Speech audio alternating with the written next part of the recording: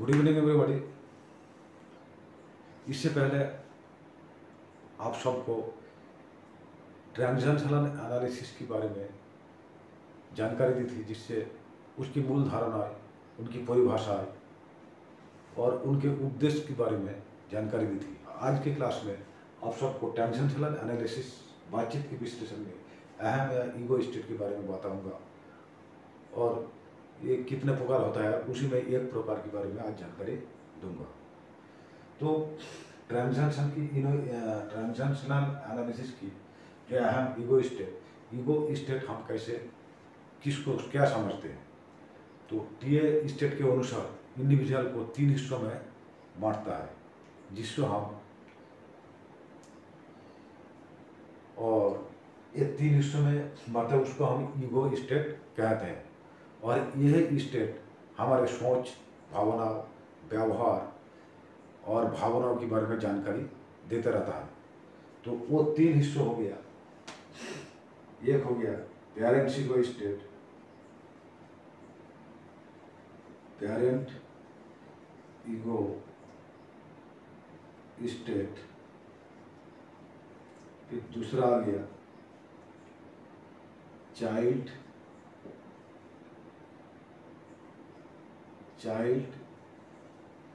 Ego state. फिर तीसरा आ गया एडल्ट ईगो स्टेट।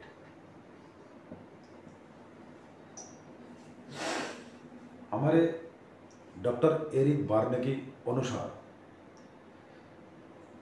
ईगो या स्टेट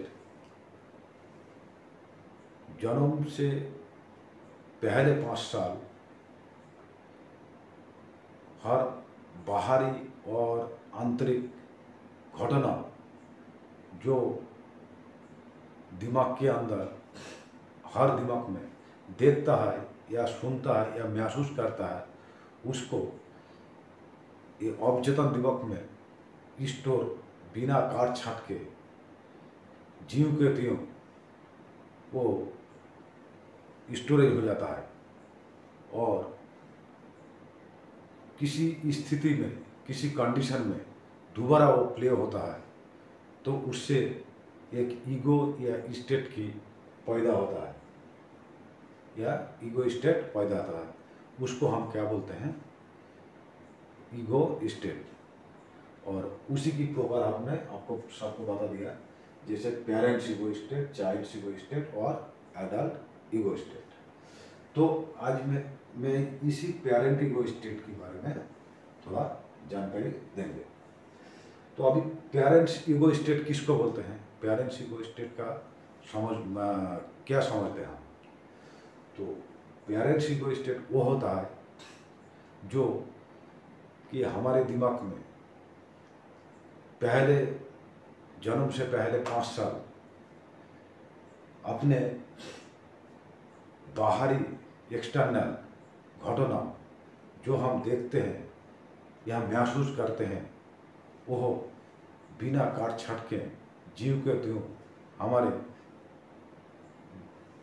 अवचेतन दिमाग में हम रिकॉर्ड हो जाता है और परिस्थिति के अनुसार, वो कंडीशन के अनुसार वो दोबारा प्ले होता है।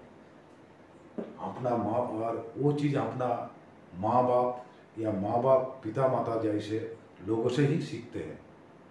तो उसको हम क्या बोलते हैं? पेरेंट्स ईगो स्टेट कहते हैं। यही पेरेंट्स ईगो स्टेट मूलतः तो फिर उसको 3 भागों में, 3 हिस्सों में हम बांटते हैं। तो वो है, हो गया नंबर 1 हो गया प्रीजुडिशियल पेरेंट। प्रीजुडिशियल पेरेंट। फिर आपका आ गया नर्टरिंग पेरेंट, नर्सरिंग पेरेंट, नर्सरिंग पेरेंट। फिर तीसरा आ गया आपका critical parent, critical parent, parent parents ego state की, पेरेंट जो ईगो स्टेट उसमें रहकर हर कोई व्यक्ति अगर बात करता है तो इस शब्दों का ज़्यादा वो इस्तेमाल करता है, जैसे अच्छा बुरा, सही गलत, आदर सत्कार, अपमान, चरित्र, व्यक्तित्व, कभी विश्वासी नहीं उन पे, मतलब ये सारे ज़्यादा शब्द का इस्तेमाल करेगा। तो पेरेंट्स ईगो स्टेट का पहला जो है प्रीजुडिशियल, इसको यह अर्थात पूर्वधारणा है। पूर्वधारणा मतलब हमारा पिता माता या उन्हीं जैसे लोगों से हम कुछ चीज़ कुछ बात सीखते हैं तो उसको बिना विचार विमर्श किए हुए अपने दिमाग में ग्रहण कर लेते हैं या अवचेतन दिमाग में उसको स्टोरेज कर लेते हैं। तो उसी को क्या बोलते हैं हम, प्री जुडिशियल पेरेंट। यह इसमें क्या बोलता है, इसमें जैसे कि पैसा के बारे में, पैसा पेड़ पे नहीं लगते। फिर बोलता है समय के लिए पैसा को बचा के रखना चाहिए, ये सारी चीज़ होता है। शिक्षा के बारे में बोलता है जी, शिक्षा हमारे सबसे अच्छा साथी है, शिक्षा बांटने से शिक्षा और बढ़ जाती है। इसका और भी कभी उदाहरण है, जैसे बिल्ली रास्ता काटने से काम बिगड़ जाता है। और भी है, जैसे मंगलवार को बाल काटना नहीं चाहिए, मंगलवार को करेला नहीं खाना चाहिए। ये सारे चीज़ जो है, ये जो हमारा पूर्वज जो कहे दिया, इसका कोई सही गलत तो वो तो बाद में अडल्ट डिसीजन ले लेगा, लेकिन ये ऐसे एक पूर्वजों को जो बात है वो दिमाग में उसी परिस्थिति में आ जाता है। जैसे कोई दिन, उस दिन मंगलवार हो गया, उससे पहले वो दिमाग में था ही नहीं, लेकिन हमारा बाल काटने का दिन आ गया तो मैं बाल काटने गया तो देर आई तो मंगलवार है, नहीं काटूंगा, या अगर सही गलत अगर डिसीजन ले भी गया काटूंगा। तो ये जो चीज़ है, जैसे बिल्ली, हम रास्ता में जा रहा है उससे पहले कोई चीज़ हमारे बिल्ली के बारे में कोई दिमाग है मैंने कोई दूसरा भावना था ही नहीं। तो जैसे वो अचानक अगर बिल्ली आ गया तो मैं चल गया तो मेरा दिमाग को खट से वो क्लियर हो जाता है, जो मेरा पूर्वज 5 साल जन्म से बताया था। तो उस चीज़ को मेरे को बोलता है बिल्ली काट गया तो ठीक नहीं होगा, मतलब ऐसे करके दिमाग में आएगा। फिर हम डिसीजन बाद में कुछ भी ला, जैसे कि logical approach to decision making and problem solving, जब वो बंदा एडल्ट में आ जाता है तो उसके अंदर बहुत कुछ ऑप्शन आ जाता है, बुरा, बहुत बुरा, अच्छा, बहुत अच्छा, अच्छा और अच्छा। तो उसको जैसे वो प्रयोग करता है, अप्रोच करता है और उसी डिसीजन लेके चलता है। हर एक का लोग बिल्ली रास्ता काट गया बोल के उधर ही रुक नहीं जाता है, कोई उसकी डिसीजन के ऊपर वो डिपेंड करता है एडल्ट में। तो ये सारी चीज़ हो गया प्री जुडिशियल पेरेंट्स की एग्जाम्पल। फिर दूसरा वहाँ पे है जैसे नर्सरिंग पेरेंट्स या देखभाल। नर्सरिंग मतलब देखभाल करना या दूसरे को सहानुभूति करना, दूसरे को मतलब अच्छा इन्वायरमेंट महसूस कराना, ये नर्सरिंग पेरेंट्स के काम होता है।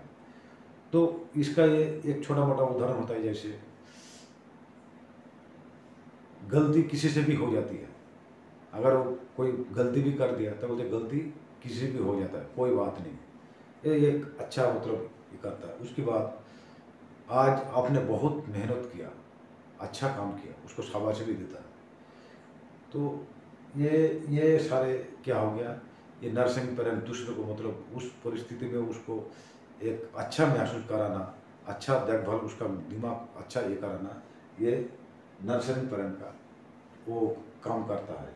तो उसमें ये कोई बात नहीं, गलती किसी से हो सकता है, या आप अच्छे काम किए हो, आपने आज ने बहुत मेहनत किया है, हाँ, कभी दूसरे को आदर करना चाहिए, दूसरे के काम के प्रति सम्मान करना चाहिए। ये सारे चीज़ मतलब कि अच्छी एक एनवायरनमेंट मिलता है इसी क्रिटिकल इनर साइंस पर्सन में। तो इसमें भी वही है पेरेंट्स हो गया, हमारा माँ बाप जैसे वैसे सीखते हैं वैसे बोलते हैं, तो ये अडल्ट युगों में या अपना जीवन में वही काम अपना उभर आता है, वही लगाते हैं। फिर आ गया आपका critical parents. Critical parents critical parents मतलब आलोचक। ये वही क्रिटिकल पेरेंट जो आलोचक दूसरे को गलतियों को निकालता है, दूसरे को नीचे दिखाता है या दूसरे के बारे में निर्णय लेता है, तो ये कभी मतलब दूसरे की नकारात्मक सोच की बात करता है, तो वो क्या होगा, वो क्रिटिकल पेरेंट्स को स्टेट हो गया। तो इसमें रहा भी ये भी बोलता है आपको आप क्या तुम पर विश्वास ही नहीं करना चाहिए, तुम कोई भी काम ठीक से नहीं करते हो, तुम्हारी वजह से ये काम बिगड़ गया। ये सारी चीज़ क्या है, क्रिटिकल पेरेंट का उदाहरण होता है। तो आज आपको पेरेंट्स ईगो स्टेट और पेरेंट्स ईगो स्टेट के प्रकार, prejudicial parent, nurturing parents ego state और क्रिटिकल पेरेंट्स ईगो स्टेट के बारे में बताया गया। अगले क्लास में हमने चाइल्ड ईगो स्टेट के बारे में बताएंगे। तो आज के लिए इस क्लास में इतना ही। जय हिंद, जय भारत।